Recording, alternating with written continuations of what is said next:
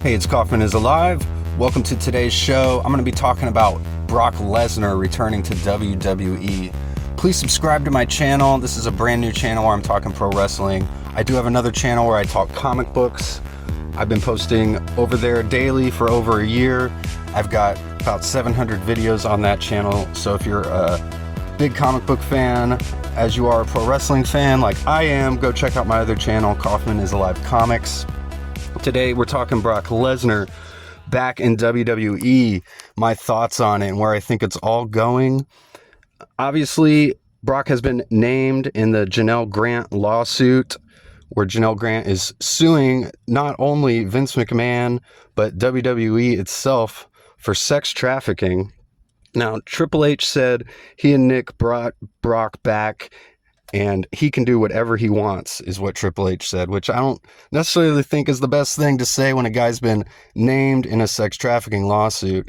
Now, Brock has only been named in the lawsuit. He's not being sued himself. And perhaps that's the reason he's been brought back to work here. He's not being investigated or been charged with anything as far as I can tell. So the guy does have a right to work. I don't like the guy. I'm not defending him or anything. I'm just stating the facts.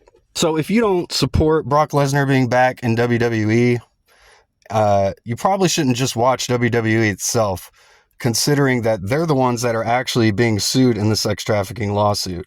So I don't really understand why people are splitting hairs over Brock Lesnar being brought back to WWE. If you're already watching, you're already supporting a company that is being sued in a sex trafficking lawsuit, not to mention all the other numerous scandals that the company has been involved in over the years, including, the steroid trial, the original Ring Boy scandal, which has been brought up again recently, the Chris Benoit murder-suicide, where Benoit killed his family, and, all the deaths that have happened to wrestlers, premature deaths, guys dying in their 30s and 40s.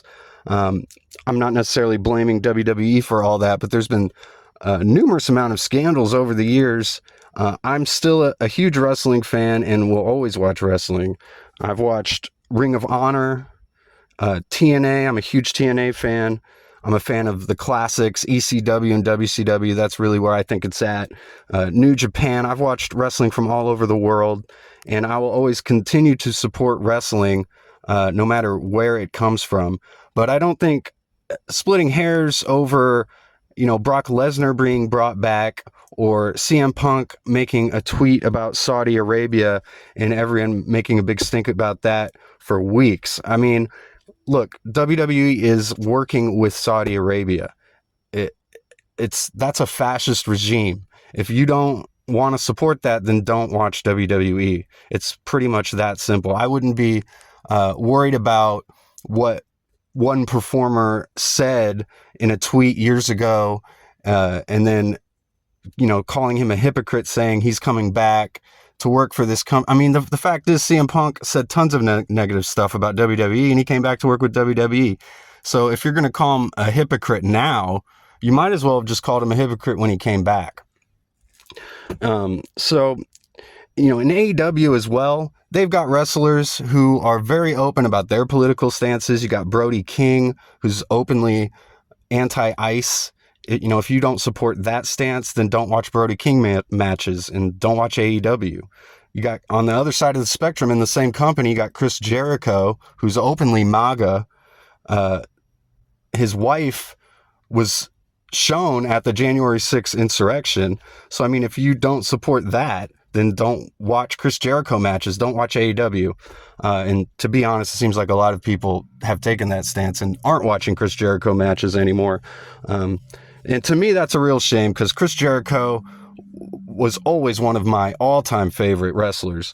But, like I said, there's actors, there's comic creators, musicians. If you don't support their political stances, or, if you don't like the fact that a musician has been accused of domestic assault or, some sort of sexual assault, then don't support them. Don't buy their music. Don't watch their movies. Don't buy their comic books. That's the way I feel about that. So if you really have a problem with Brock Lesnar coming back to WWE, then don't watch WWE. It's pretty much that simple. Now, I wanted to talk about the storyline implications, and I wasn't trying to make this political at all. I'd much rather talk about the storyline implications here. That's much more fun to talk about. And Brock Lesnar showed up at the end of SummerSlam, and he attacked John Cena. Now, to me, that's interesting. Why did Brock Lesnar attack John Cena? I think the way this storyline could play out, and this is just my speculation, is that you've had now Cody Rhodes turn down The Rock's offer for his soul, and now you've seen John Cena, who took that offer, but he's apparently turned his back on that now. So who does Rock bring in to be his new mercenary to take both Cody Rhodes and John Cena out, who have turned him down?